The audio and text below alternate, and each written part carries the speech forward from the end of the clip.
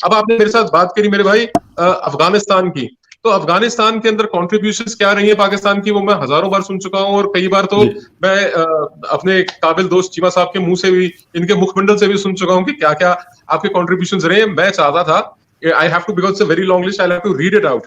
तो एक तो पार्लियामेंट की बिल्डिंग, हजारों स्कूल, हॉस्पिटल, बच्चों के hospital, construction of Salma dam, और ये काबुल नदी के ऊपर जो डैम बन रहा है वो, establishing of missions of transmission lines, जो बिजली की लाइनें हैं वो। आपके यहाँ पे Afghan national science and technology university, जिसको अनास्टू कहते हैं, कंधार के अंदर। आपका चिमतला का पावर स्टेशन है, cold storage, warehouses, cricket stadium, tubewell, toilet, TV station, telephone के नेटवर्क्स, पानी के रिजर्वॉयर्स बड़े बड़े। आपके यहाँ पे जरगान से लेके डेलाराम रोड, जो ईरान से आती, by the way, Kabul transport के लिए हजारों हजार बसें, हजारों military vehicles, MI-25, MI-35 helicopters, ambulances, Airbus के एयरक्राफ्ट, कनक दाल, गंदुम जिसे कहते हैं, कनक दाल, अफगानिस्तान के रेड क्रॉस को मेडिसिन देना, उनको न्यूट्रिशन सप्लाईज देना, अफगानिस्तान के जो फोर्सेस हैं उनको हमारे डिफेंस एकेडमीज में ट्रेनिंग देना, उनके सिविल एडमिनिस्ट्रेशन को ट्रेनिंग देना, उनकी पुलिस को ट्रेनिंग देना। हिंदुस्तान की जो कमिटमेंट अफगानिस्तान की तरफ है, ये मैं अभी बहुत कम पढ़ के बता रहा हूं। It's a very very long list of what we have done to reconstruct that country. और आपका क्या है, आप वो तालिबान जिसकी हुकूमत में फुटबॉल स्टेडियम के बीच में औरतों को बिठा के सिर में गोली मार दी जाती थी और पत्थरों से संग मार मार के मार दिया जाता था, उस तालिबान को आप टॉक्स टेबल पे लेकर आ रहे हैं। ये आप कहते हैं कि आपका सबसे बड़ा कंट्रीब्यूशन है। ठीक है, CIA की मदद से आप लोगों ने ही लोगों को खड़ा किया। There is a lot of problem फगर भाई, I don't know why people don't realise it. अगर रियलाइज करते हैं तो उसको एडमिट करने में इतनी शर्म क्यों आती है कि बहुत सारी जो प्रॉब्लम्स पाकिस्तान की है वो होम ग्रोन है। हिंदुस्तान की तरफ से आपने आपने वो जैसे कहते हैं, आदमी को पकड़ लिया आपने, कुलभूषण जाधव को, फर्जी कन्फेशन, फर्जी कागज आप लाके सामने खड़ा कर देते हैं, साहब ये कुलभूषण जाधव है। आपके यहां से सैकड़ों लोग जो फॉरेन मर्सिनरीज है, पाकिस्तान ट्रेनिंग दे रहा है उनको, पाकिस्तान को वेपन दे रहा है, उनको फंडिंग दे रहा है, उनको ड्रग्स दे रहा है, उनको यहां भेज रहा है। ये there is a very long list and there is a very long history. आप उसको कैसे कंपेयर कर सकते हैं? ये कहते हैं कि साहब आप बैठते ही शिकायतों के साथ, डोजियर्स के साथ। अब अगर आपके आर्मी चीफ कहते हैं कि लेट्स बरी द पास्ट, तो let's bury the past with a guarantee that those mistakes will not be repeated in the future.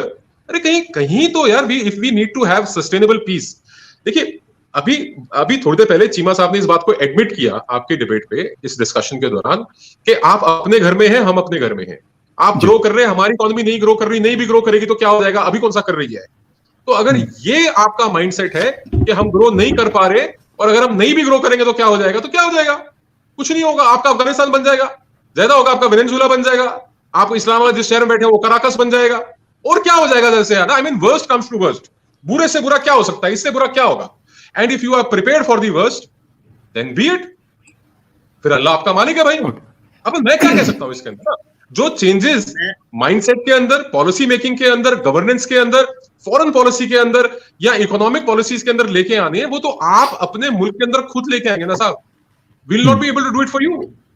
और अगर एक रियलाइजेशन है, अगर आप नेशनल सिक्योरिटी डायलॉग के अंदर आपके chief of the army staff अगर भाई ये वाजे तौर पे कहते हैं कि army is not solely responsible to secure the national security, बोला उन्होंने कि it is a multi layered, उन्होंने इनर लेयर, आउटर लेयर, उन्होंने सारी चीजें एक्सप्लेन करी हैं।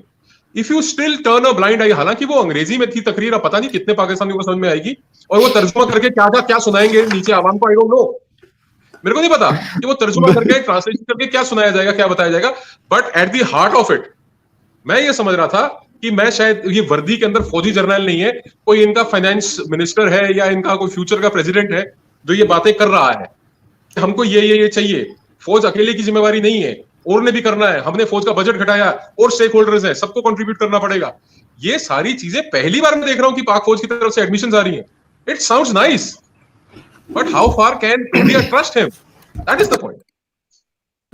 अच्छा चीमा साहब, रामनिक साहब जो है वो एक बात कर रहे हैं कि मतलब हमें कोई ट्रस्ट नहीं है। मैंने जब एग्जांपल दी तो वो इस मतलब पॉइंट से थी कि उसमें कल दुनिया के बड़े ममालिक, रशिया ने ये डायलॉग करवाए थे, और वो इसलिए करवा रहे थे कि वो चाहते हैं कि यार बेहतर ही आ जाए। पाकिस्तान का मैं मानता हूं कि पाकिस्तान ने उसके अंदर रोल प्ले किया था 1980 में, बिल्कुल इसमें कोई शक नहीं है। पाकिस्तान ISI ने भी रोल प्ले किया था, और लेकिन वो किसी के करने पे, किसी के कहने पे आज वही अमेरिका था जो आज जिनके साथ डायलॉग कर रहा है। अच्छा, एक चीमा साहब, बात हो रही है कि जिस तरह आर्मी चीफ ने कहा कि हमें कट डाउन कर देना चाहिए जो हमारा डिफेंस बजट है इस चीजों में, अगर इसको ह्यूमन डेवलपमेंट के ऊपर हम इस्तेमाल करते हैं तो क्या बुरा है इसके अंदर? और अगर हमारे आपस के ताल्लुकात बेहतर होते हैं और जो ट्रस्ट डेफिसिट है ये कम होता है, तो क्या दोनों मुल्कों की आवाम जो है उनकी जिंदगी अच्छी नहीं होंगी इससे? मैंने आपको पॉइंट लिख लिए दोनों, cut down defence and human development में। जो मान साहब ने एक दो बातें की मैं वो करना चाह रहा हूँ। मान साहब ने अफगानिस्तान का जिक्र कर छेड़ दिया।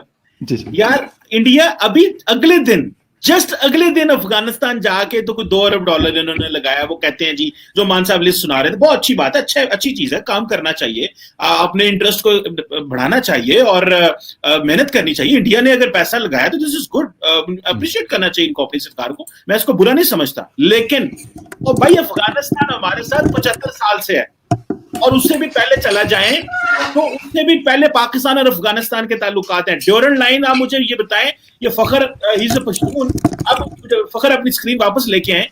जी, फखर पश्तून है, ये इनके आधे रिश्तेदारियां तो वहां पे हैं और आधे यहां पे हैं।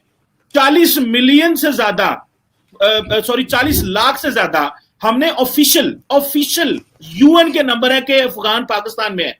जब अफगान कौम तबाह हो रही थी तो असल बिजनेस वो पाकिस्तान में करते हैं। कराची, लाहौर, इस्लामाबाद में जो बड़ा बिजनेस करता है वो अफगानी है, जो बिलियंस का करता है, करोड़ों लाखों का नहीं करता। ये फखर इस बात की गवाही देगा कि लाखों के काम नहीं करते वो अफगानी, करोड़ों और अरबों रुपए का बिजनेस करते हैं पाकिस्तान में। तो जब वहां कुछ भी नहीं था, बिल्कुल बंजर था, तो असल में तो वो उनको जो पुशबैक मिला, जो सर्वाइवल मिला, तो वो पाकिस्तान से मिला।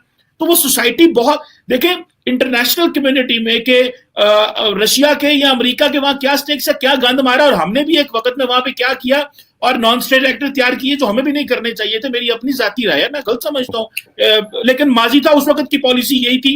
एक अनइलेक्टेड गवर्नमेंट थी पाकिस्तान में, मिलिट्री डिक्टेटर था, उसने कर दिया। लेकिन हमने जितना सपोर्ट किया अफगानिस्तान को, आपने तो अगले दिन, हमने तो पूरी की पूरी सोसाइटी बचाई है। आप तो अगले दिन गए हैं ना, उनके थोड़े से फौजी जाके दिल्ली में आपने यहाँ ट्रेन किए हैं, और सारे का सारा अफगान बचे ही हमारे पास है। वो तो सोसाइटी सर्वाइव ही हमारे ऊपर की है, और जो आपने किया बहुत अच्छा किया है, मैं उसको भी अप्रिशिएट करता हूं। I won't take it as a bad thing. मैं चाहता हूं कि अगर एक कौम है, एक मुल्क है, मुश्किल में था, इंडिया ने रोल डाला, अमेरिका ने बचाया, यूरोप ने बचाया, नॉर्वे, स्वीडन, सबने अपना रोल प्ले किया, तो वहां पे ह्यूमन डेवलपमेंट के लिए काम किया। तो मैं भारत को भी अप्रिशिएट करता हूं। मैं सिर्फ भारत पाकिस्तान के कंपटीशन में ये नहीं कहूंगा नहीं तुसी ऐ नहीं कीता ते साया कीता, नहीं, लेकिन जो असल सोसाइटी की जो बेस थी, वो बेस तो हमने उस सोसाइटी को बचाया। हाँ, पाकिस्तान के बारे में ओवरऑल एक इंप्रेशन अफगानिस्तान में कि जो एलीट है उसने अच्छा एस्टैब्लिश नहीं किया हुआ, एक पॉइंट ये तो मैं, जो मान साहब ने बात की मैं वो, हाँ जो आपने बात की फखर साहब जी डिफेंस के हवाले से, देखिए हमने न्यूक्लियर वेपन को शौक से नहीं बनाया। हमारे वो साबिक वजीर आजम चौधरी शुजात हुसैन कहा करते थे, असा न्यूक्लियर बम शबराते नहीं चलाने, अहा इंडिया दे चलाने। ये क्यों बनाए भाई? इंडिया ने बना लिए। अब हमारा ये था कि हम एक मुल्क थे जो इंडिया से आजाद होने के बाद हम अलहदा हो गए। अभी भारत एक बड़ा मुल्क था, कश्मीर पे कब्जा कर लिया, बेलिजरेंट था। कुछ हमारी प्रॉब्लम पाकिस्तान में ये थी कि हम यहाँ पे डेमोक्रेसी सर्वाइव नहीं कर सकी, पॉलिटिकल स्टेबिलिटी नहीं रही, जिसने हमें नुकसान पहुंचाया, और पॉलिसीज में तसलसल नहीं रहा, जो कि इंडिया को बहुत बड़ा एडवांटेज है, which I accept and I congratulate. Even मैं तो कहता हूँ Indian Muslims are very lucky, they got democracy in India. तो आपको एक अच्छी चीज को मानना चाहिए। हमारे भारतीय दोस्तों की तरह अच्छी चीज ये तो हमारी मानते नहीं, हम इनकी मानते हैं। अच्छा, कट डाउन की बात की, मैं चाहता हूं कि हाँ, अगर पाकिस्तान समझता है we can't just go for vessel to vessel competition with India, कि ये नहीं है कि जी उन्होंने फलां चीज खरीद ली तो हम भी फलां चीज खरीद लें। पाकिस्तान ये समझता है कि हमने स्ट्रेटेजिक वेपन्स, न्यूक्लियर वेपन्स के एक्वायर करने के बाद जो स्ट्रेटेजिक स्टेबिलिटी है साउथ एशिया में, वो अचीव कर लिए। So there is no question of war now. India को भी इस चीज का पता है और हमें भी पता है। So we have to cut down our conventional military capability पे पैसा कम लगाना है। और वैसे भी आजकल वॉर की नेचर चेंज हो गई है, हाइब्रिड वॉर और इन चीजों की जरूरत है। सो वी वुड लाइक कि पैसा कम जो है वो खर्च हो और हम पैसा डिफेंस पे की बजाय ह्यूमन डेवलपमेंट पे लगाएं। भारत बहुत बड़ा मुल्क है भाई, बहुत बड़ा मुल्क है। 500 से 600 मिलियन लोग जो है वो $3-1 पे रहते हैं, ठीक है। सो कुछ शहरों में इकोनॉमी भी बढ़ी है, मैं बल्कि पढ़ रहा था 5वीं बड़ी इकोनॉमी होगी, बहुत अच्छी बात है भाई। आप जितना ग्रो करेंगे फायदा होगा, खित्ते को भी फायदा होगा, शायद पाकिस्तान को भी फायदा हो उसका, क्योंकि एक अच्छा स्ट्रांग नेबर चाहिए होता है आपको। जिस तरह भारत के बहुत सारे लोग ये ख्वाहिश करते हैं पाकिस्तान स्ट्रांग हो, हम भी, और हम अफगानिस्तान के लिए ख्वाहिश करते हैं कि यार अफगानिस्तान स्ट्रांग होगा तो हमारे मसाइल कम होंगे।